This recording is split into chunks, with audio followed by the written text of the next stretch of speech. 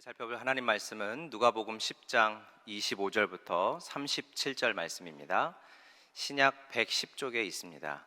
누가복음 10장 25절부터 37절 말씀 한 절씩 나누어서 읽고 37절 말씀은 한 목소리로 읽도록 하겠습니다.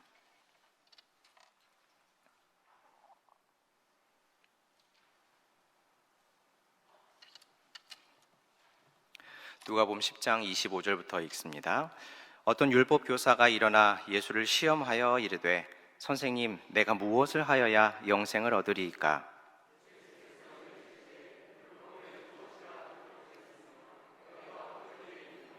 대답하여 이르되 내 마음을 다하며 목숨을 다하며 힘을 다하며 뜻을 다하여 주 너의 하나님을 사랑하고 또한 내 이웃을 내 자신같이 사랑하라 하셨나이다.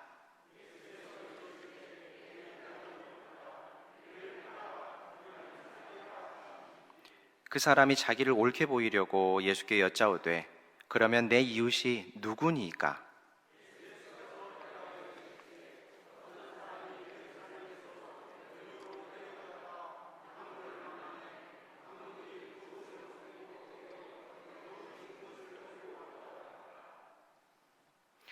마침 한 제사장이 그 길로 내려가다가 그를 보고 피하여 지나가고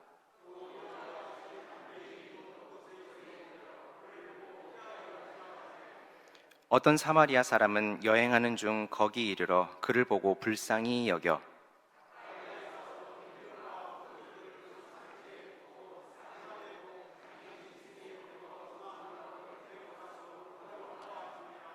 그 이튿날 그가 주막 주인에게 데나리온 둘을 내어주며 이르되 이 사람을 돌보아 주라. 비용이 더 들면 내가 돌아올 때에 갚으리라 하였으니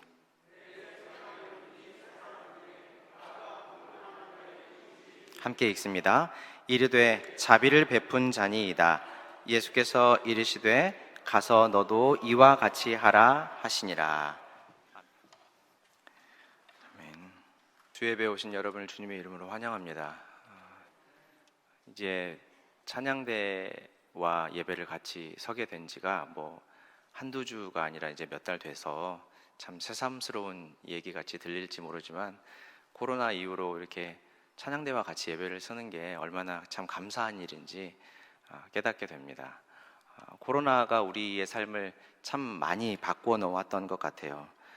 한 번도 경험해 보지 못한 유례가 없는 이런 말들을 우리가 한 2년여 동안 참 많이 쓰지 않았습니까?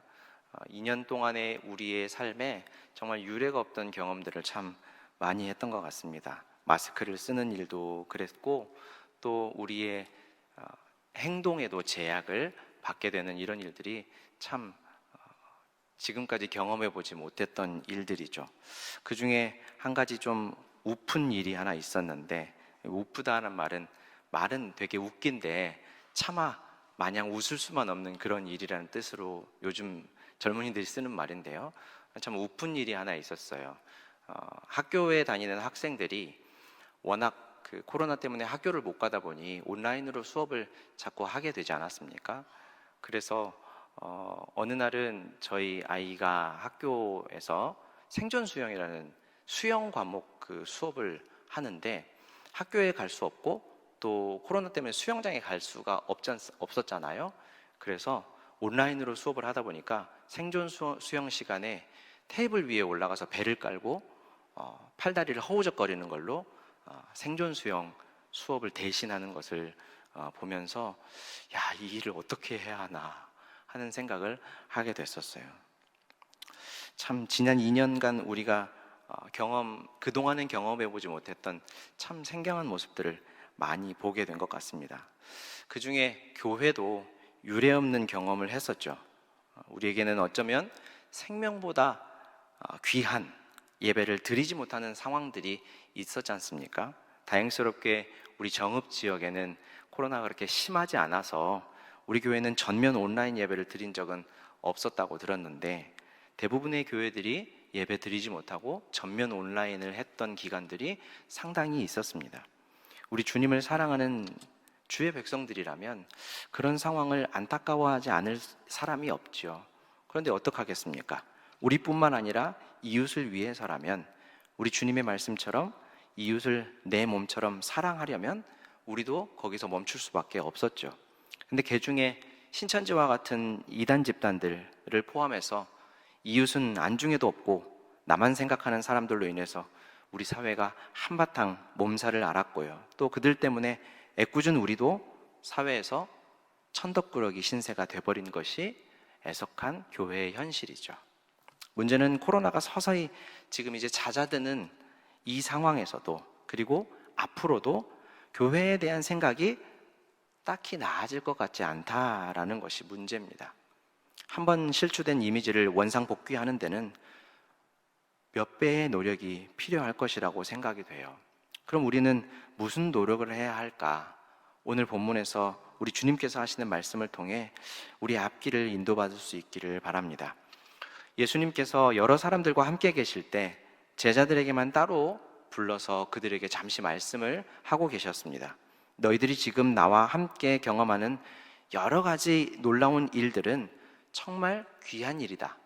그런데 너희가 받은 구원과 그것과는 비교되지 않는 것이기 때문에 너희가 받은 그 구원을 더 소중히 여겨야 한다라는 말씀을 하셨어요. 그런데 이때 어떤 율법교사가 다가와서 우리 예수님께 질문을 하는 것으로 오늘 본문이 시작합니다.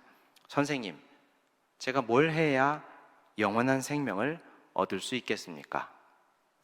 예수님께서는 이 율법교사의 질문에 이렇게 대답을 하시죠. 율법에서는 어떻게 하라고 기록이 되어 있더냐?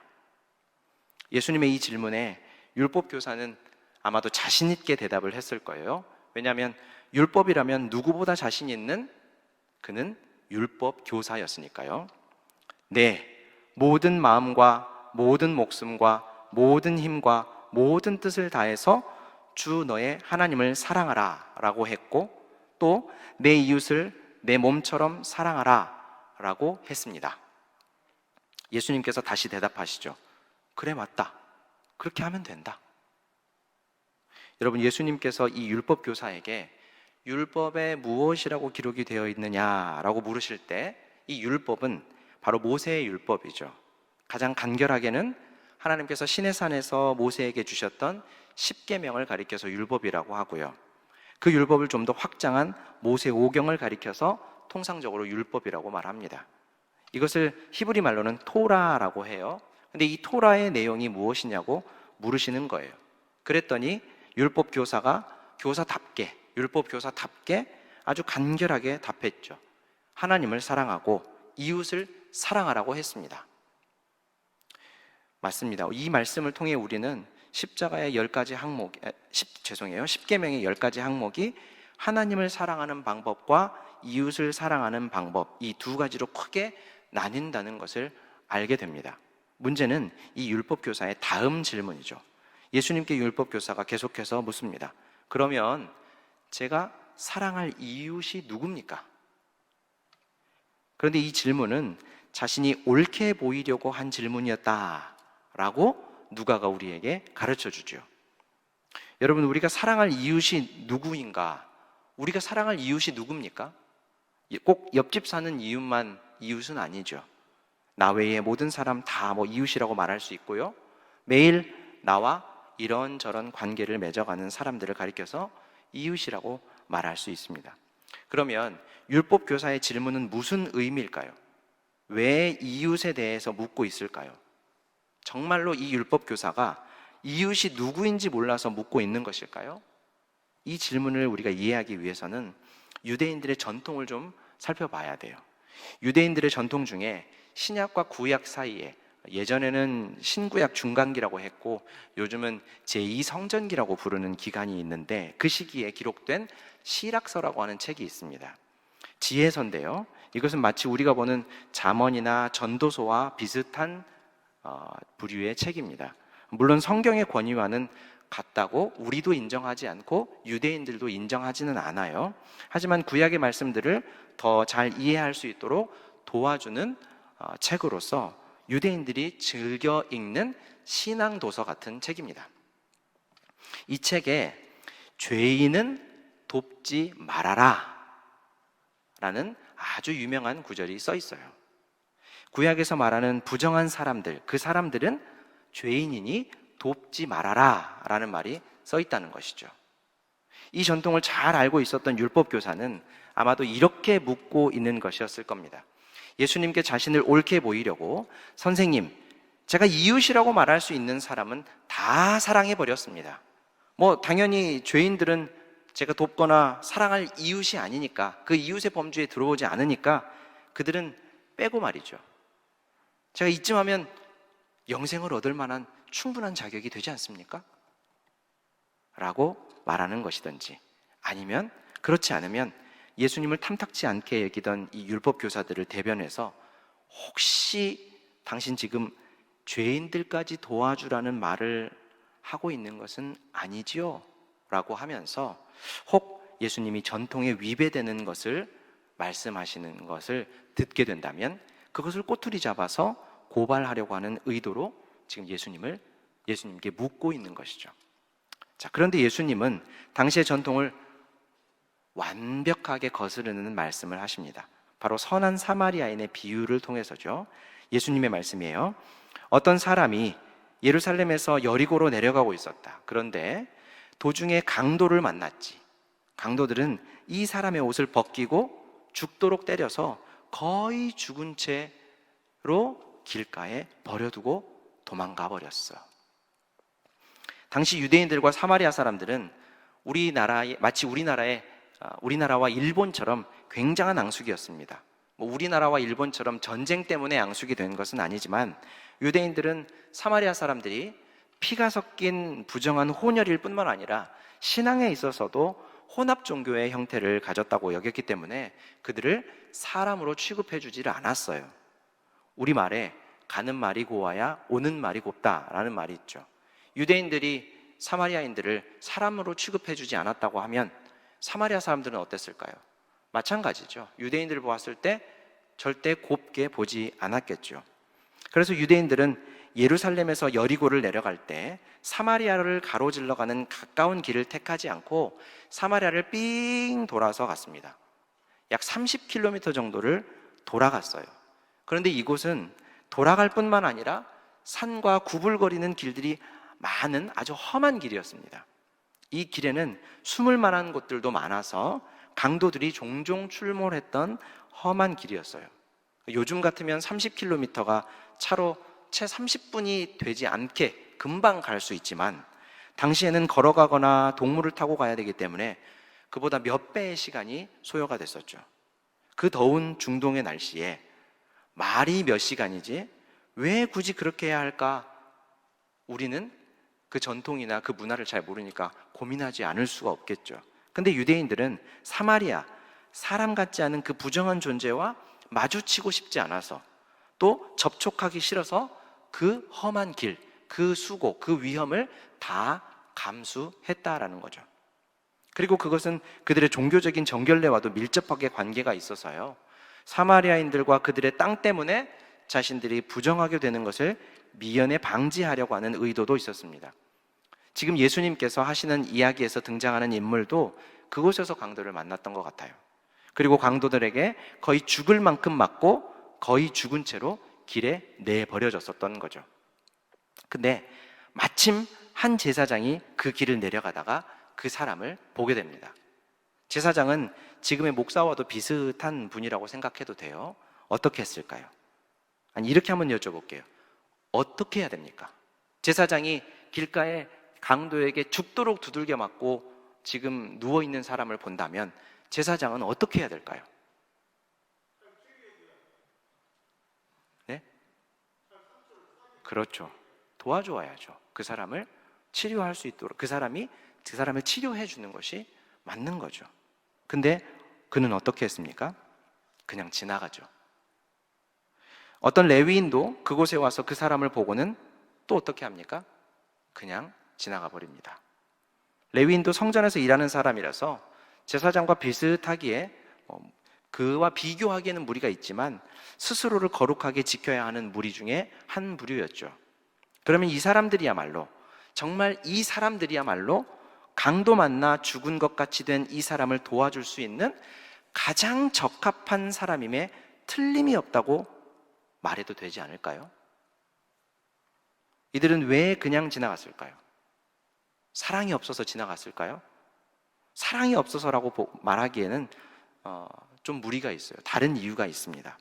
우리가 그냥 이들은 피도 눈물도 없는 그런 사람들이다 라고 말하면 이 사람들이 조금 억울해할 수 있어요. 이 사람들은 제사장이나 레위인들이요, 이 사람들은 성전에서 하나님께 제사를 드리고 일을 하는 사람들이었기 때문에 율법에 보면 시체나 부정한 자의 피를 만지면 하나님 앞에서 거룩함을 지키지 못한다고 되어 있습니다. 민수기 19장 13절 말씀 같이 한번 읽어볼까요? 시작. 누구든지 죽은 사람의 시체를 만지고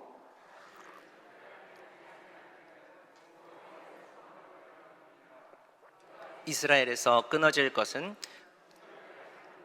그에게 뿌리지 아니하므로 깨끗하게 되지 못하고 그 부정함이 그대로 있음이니라. 그래서 먼저는 그들은 부정이 깨끗해지는 기간을 지나기까지 성전에서의 일을 할 수가 없게 되는 거예요. 그들이 이것을 어기고 만약 성전의 일을 하게 되면 이 기간, 부정한 기간을 지나쳐서 자기 마음대로 일을 하게 되면 홈리와 비느하스처럼 죽을 수도 있어요. 그래서 이들은 죽은 것처럼 버려진 사람을 가까이 하지 않았던 겁니다. 이 사람들을 두둔하려는 것은 아니지만 이들에게도 그만한 그를 피해서 그냥 가버렸을 충분한 이유가 있었다는 거죠. 핑계가 있었다는 거예요. 근데 문제는 바로 지금부터예요. 유대인들이 사람으로 취급하지 않던 사마리아인이 그곳을 지나갔습니다. 그러다가 길가에 버려진 그 사람을 보게 되죠. 그리고 깜짝 놀랄 만한 일이 일어납니다. 이 사마리아인이 거의 죽게 되었던 유대인을 응급처치를 하고 숙소로 데려가서 아주 정성껏 간호를 해주고요, 이것도 모자라서 숙소 주인에게 돈을 주면서 간호를 부탁하고 모자란 것은 자기가 다시 돌아오는 길에 마저 지불하겠다라고 했던 겁니다. 예수님께서는 이렇게 이야기를 마무리하시고 율법 교사에게 물으시죠. 자, 이 경우에 제사장, 레위인, 이 사마리아 사람, 이 세 사람 중에 강도 만난 사람의 이웃은 누구냐? 율법 교사가 예수님께 무엇이라고 대답합니까? 자비를 베푼 사람입니다. 여기서도 율법 교사의 의식이 드러나요. 그는 사마리아인입니다 라는 말을 하지 않습니다. 이 사마리아인이라는 말조차 입에 담기 싫어서 자비를 베푼 사람이 이웃입니다 라고 말을 합니다. 예수님의 말씀에서 너무나 자명한 답변을 하지 않을 수 없고 차마 사마리아 사람을 강도당한 사람의 이웃이라고 말할 수가 없어서 자비를 베푼 사람입니다 라고 말을 한 것이죠. 아마 이 말을 할 때 이 율법 교사는 예수님의 얼굴도 제대로 보지 못하고 고개를 숙여서 자비를 베푼 사람입니다, 예수님의 시선을 피하면서요, 그렇게 했던지 애써 외면하면서 고개를 돌리고 아니면 예수님을 등지고 이렇게 조용히 얘기했을지 몰라요. 자비를 베푼 사람입니다, 이렇게요. 이에 예수님께서는 율법 교사에게 또 말씀하십니다. 그래, 맞다. 너도 이제 가서 그렇게 해라. 이제는 너희들의 전통이나 너희들의 생각으로 사람을 죄인이니 절대로 이웃이 될 수 없는 부정한 자니 아니니 이런 판단과 정죄를 멈추고 그들까지도 이웃 삼아서 사랑하라. 그들의 이웃이 되어 주어야 한다라는 말씀을 우리 주님께서 하신 것이죠. 사마리아인에 대한 예수님의 의식은 요한복음 4장을 통해서도 잘 알 수가 있죠. 예수님은 사마리아 사람이라는 유대인의 혐오의 대상에게 찾아가셔서 구원을 선언하십니다.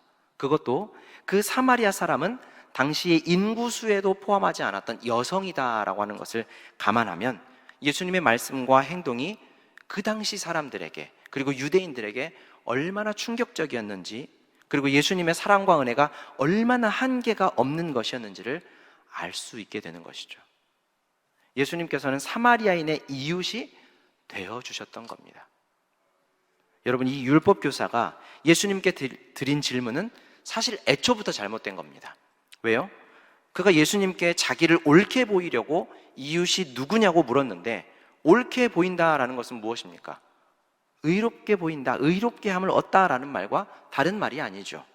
그렇다면 이 말은 구원을 받는다라는 말과도 다른 말이 아닙니다. 그래서 이 사람의 지금 말은 하나님께 자신의 의로움을 보이고 싶어서 이런 질문을 했다라는 거예요. 이미 자기가 생각했을 때 하나님께서 의롭다고 여기실 만한 모습이 자신 안에 충분히 있고, 그것을 자랑하려고, 그것을 인정받으려고 이 질문을 했다라는 겁니다.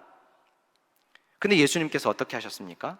이 사람이 질문한 의도를 아시고 앞선 질문과 마찬가지로 이와 같이 행하라 라고 말씀하십니다. 지금 예수님의 이 말씀은, 친구여, 자네는 지금 자네가 이 모든 것을 다 지켰다고 말하는데 율법은 완벽하게 지켜서 하나님 앞에 의롭다함을 얻으라고 준 것이 아니야. 그것으로 당신 자신의 연약함을 깨닫고 하나님을 의지해야만 구원하시는 그 하나님의 은혜를 얻을 수가 있고, 그 하나님의 은혜를 바라보아야만 된다라고 하는 것을 깨달으라고 율법을 준 것이지, 그 율법을 내가 다 지켰다고 하나님 앞에 인정받으라고 준 표가 아니란 말이지 라고 말씀하시는 겁니다. 여러분, 바울도 율법의 용도에 대해서 우리에게 명확하게 가르쳐 준 바가 있죠. 로마서 3장 20절 말씀을 같이 한번 읽어볼까요? 시작. 그러므로 율법의 행위로 그의 앞에 의롭다 하심을 얻을 육체가 없나니 율법으로는 죄를 깨달음이니라. 그러면 여러분, 예수님께서는 지금 이 율법 교사에게 무엇을 가르치시려고 이 말씀을 하셨을까요? 첫째는 율법 교사의 구원관을 바꾸어 주시는 것이었고요. 두 번째는 유대인들이 자신들은 택함 받은 거룩한 백성이라면서 사마리아인을 비롯한 이방인들과 병든 사람들은 구원받지 못할 죄인들이고 부정한 사람들이라고 제한하고 규정 지으면서 하나님 행세를 했던 그 죄를 깨닫게 하시려고, 그 편견을 없애주시려고 우리 주님이 지금 이 말씀을 하고 계신다라는 겁니다. 그리고 예수님께서는 이렇게 가르침만 주신 것이 아니었죠. 말로만 하신 것이 아니었어요. 우리가 잘 알듯이 죄로 죽은 사람들, 강도 만나 죽은 자와 같이 된 사람, 누군가의 도움이 아니면 절대로 일어설 수 없고 절대로 살아날 수 없는 사람, 누굽니까? 우리 아닙니까? 우리? 하나님 앞에서 죄로 죽었던 사람들, 누군가가 손 내밀어 주지 않고, 누군가가 일으켜 주지 않고, 누군가가 치료해 주지 않았다면 그대로 영원히 사망 가운데 있었던 사람, 바로 우리들이죠. 우리 모든 인간들이요. 오늘 본문의 율법 교사를 포함한 우리 모두에게 생명을 주신 분은 바로 예수님이죠. 그러니까 예수님은 친히 죄인들의, 우리들의 사마리아인이 되셨던 거예요. 그래서 예수님께서는 누누이 너희들이 내 이름으로 작은 자를 대하고 그에게 베푼 것이 나에게 한 것이다 라고 말씀하셨던 겁니다. 그런 모습이 바로 예수님의 제자들의 모습이기 때문이죠. 자, 그렇다면 여러분, 우리의 모습은 어떤지 한번 생각해 봅시다. 우리는 지금 이 율법 교사처럼 우리가 사랑해야 할 사람들을 제한하고 판단하면서, 그래, 이 사람들은 좋은 사람, 이 사람은 인정받을 만한 사람, 이 사람은 인정해 줄 만한 사람, 사랑할 사람인데, 이 사람들은 우리 모임에서 배제시킬 사람, 이 사람은 도저히 사랑해 줄 수 없는 사람, 이 사람은 구원 밖에 있는 사람으로 낙인 찍고 있지는 않은지 우리가 한번 생각해 봐야 돼요. 이 말을 곡해서 들으시면 안 돼요. 우리 주변에 예수를 부인하고 이단적인 가르침을 설파하는 사람들도 그냥 아무 일 없었다는 것처럼 덮어줘야 된다라는 말을 하는 거 아닙니다. 얼마 전에 제가 오기 전에 하신 걸로 알지만 담임 목사님과 요한계시록을 세심하게 우리 성도님들 다 살펴보셨을 테니까 에베소 교회가 그들 안에 찾아온 이단들을 철저하게 검증해서 치리한 것에 대해 우리 주님께서 어떻게 하셨어요? 칭찬하신 것을 잘 알고 있을 겁니다. 이단의 문제는 이와는 완전히 다른 문제예요. 자, 그럼 우리 주님의 말씀에 근거해서 우리가 사랑해야 할 우리 시대의 이웃은 누구인가 한번 생각해 봅시다. 아니, 우리 주님께서 하신 것처럼 우리가 그들의 이웃이 되어 주어야 할 사람들은 누굴까요?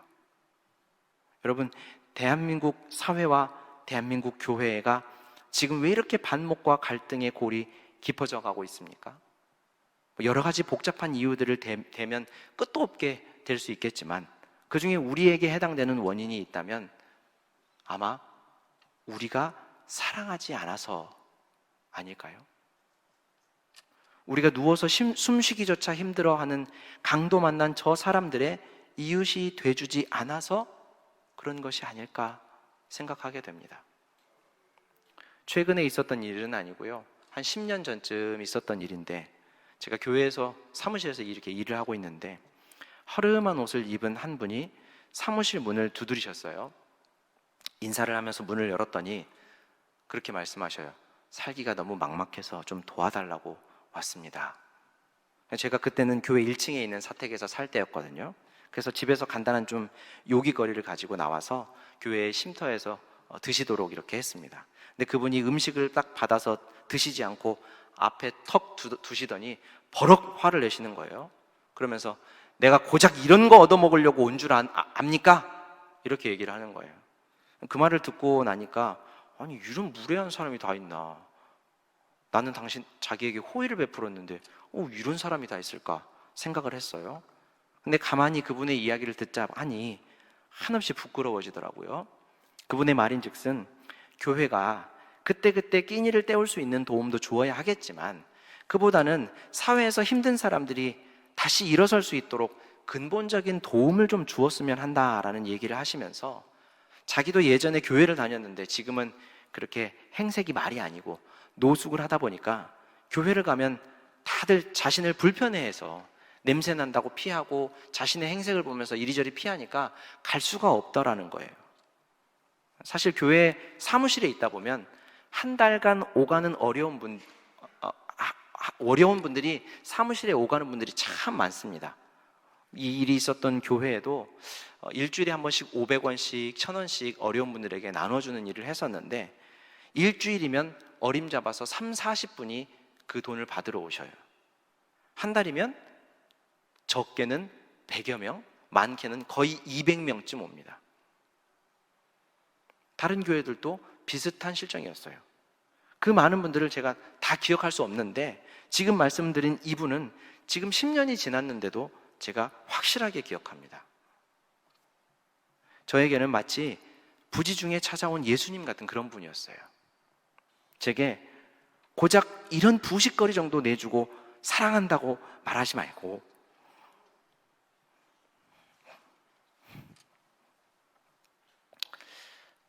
이들을 진심으로 사랑하고 도와줘야 되지 않겠냐 라고 말씀하시는 것 같았어요. 참 놀랍고 감사한 일은 그래도 우리 교회가 작년에도 코로나로 그렇게 힘들었는데도 불우한 이웃을 위한 헌금을 예년보다 더 많이 했다는 얘기를 들었어요.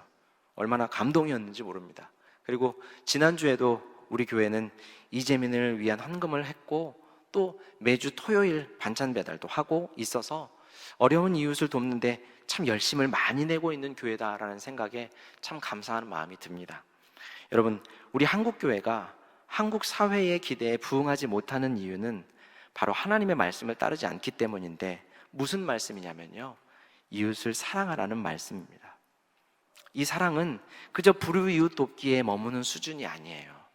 우리가 생각할 때 죄인이라고 생각하고 우리가 생각할 때 사마리아인들처럼 사람으로 대우해 줄 수 없는 이들에게조차 이웃이 되어주는 일, 그들의 친구가 되어주는 일, 그 일이 바로 우리 주님께서 말씀하시는 사랑, 너도 이와 같이 행하라는 주님의 말씀의 의미입니다.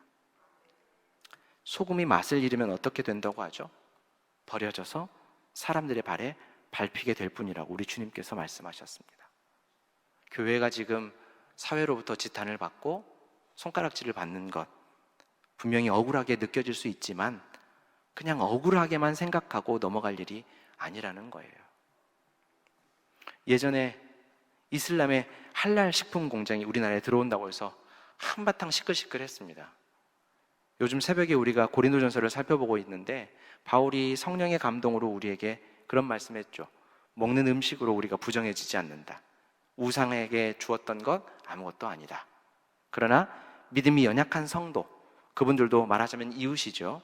그들을 위해서라면 나는 주님 오시는 날까지 너희들이 부정하다고 여기는 음식을 먹지 않을 거다. 여러분, 할랄 음식 먹어도 아무렇지 않습니다. 그 음식이 유통된다고 해도 이슬람 독이 퍼지지 않아요. 그때 많은 분들이 우려하기를 이슬람의 포교가 전방위적으로 시작됐다. 이제 우리나라를 삼킬 거다.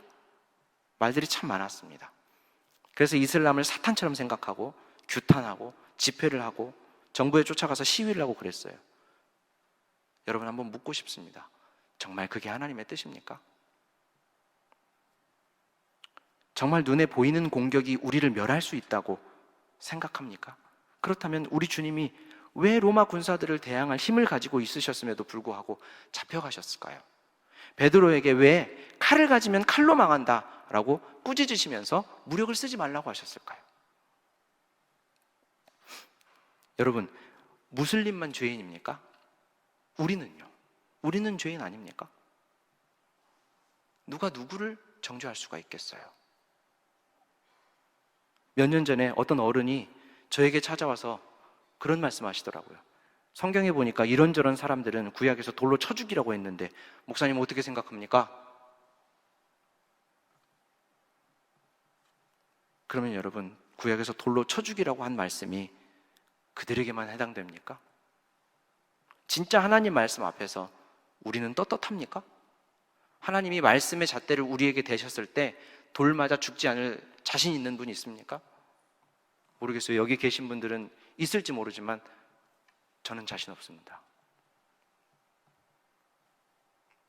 그래서 그런 말씀을 들으면 전 참 무서워요. 저는 하나님의 말씀을 읽고 있으면 그 자리에서 순간 얼어버릴 때가 종종 있어요. 성경을 읽다 보면 난 진짜 죽을 죄인이었구나. 난 진짜 소망이 전혀 없는 사람이었구나. 난 영원한 지옥의 자식이 분명했구나. 나는 정말 용서받을 수 없는 그런 존재였구나 라는 생각을 하게 돼요. 그런데 그리스도께서 그런 나를 건지셨구나.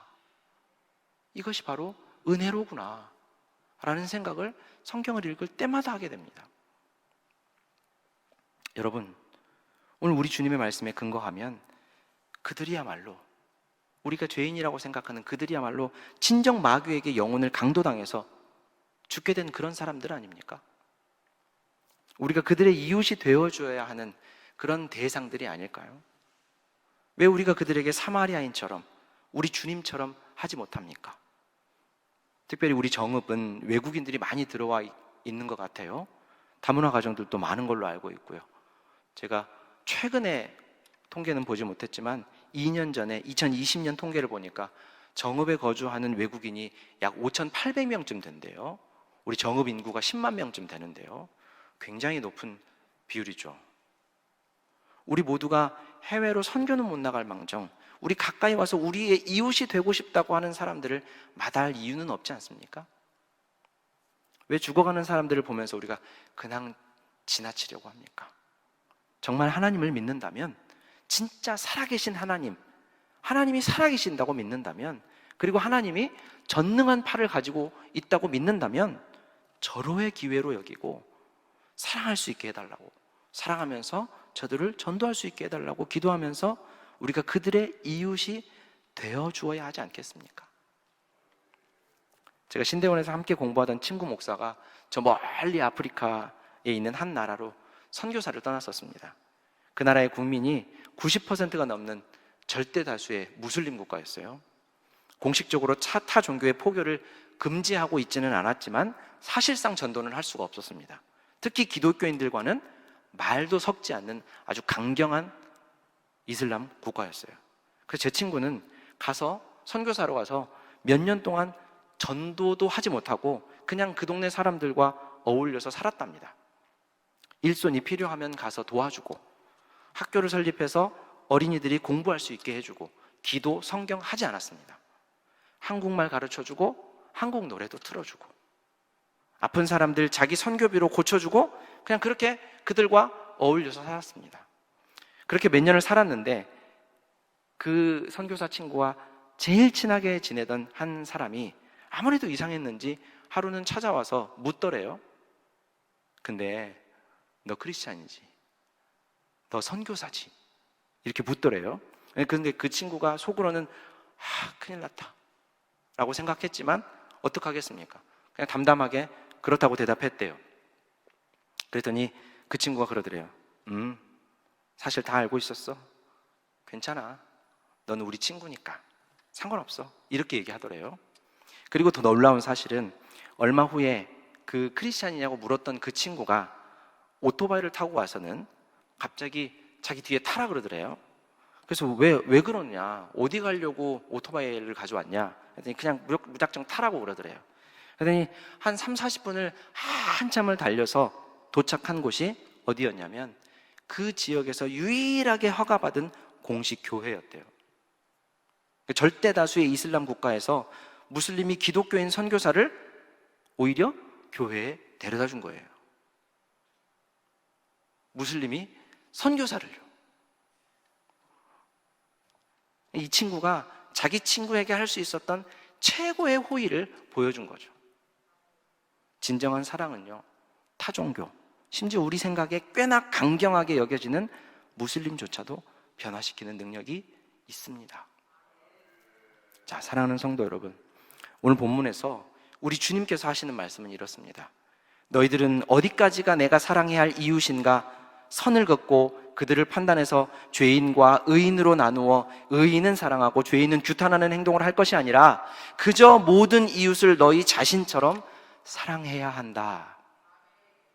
오늘 말씀을 통해 우리가 사랑해야 하는 대상의 범위를 넓혀가고 판단과 정죄를 멈추고 모든 사람들을 사랑하기를 나를 사랑하는 것처럼 하라고 말씀하시는 우리 예수님의 말씀에 순종하는 우리 모두가 되기를 바랍니다.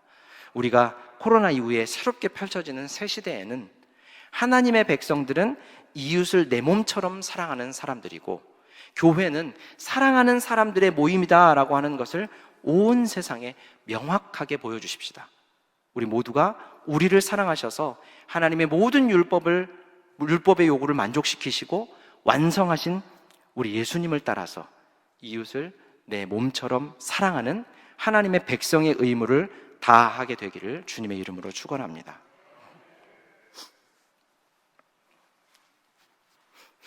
사랑이 많으신 하나님 우리 아버지, 우리가 하나님을 사랑한다고 말하면서 우리의 이웃을 미워하고 정죄함으로 하나님을 향한 사랑까지 거짓으로 드러나지 않도록 우리의 마음과 생각을 매일 매순간 성령으로 지켜주시옵소서. 이웃을 내 몸 아끼듯 사랑하여 때를 얻든지 못 얻든지 그리스도의 사랑을 전하는 우리 되게 하여 주옵소서. 특별히 코로나 이후 시대에 교회가 직면한 문제에 우리가 믿음의 눈으로 바라보며 성경적인 대안을 찾게 하여 주옵소서. 그리스도의 사랑과 은혜, 하나님 나라의 복음이 우리의 삶을 통해 온 세상에 온전히 실현되어 주님의 영광이 나타나게 하시고 주의 교회가 그 일에 온전히 쓰임받게 하여 주옵소서. 예수님의 이름으로 기도합니다. 아멘.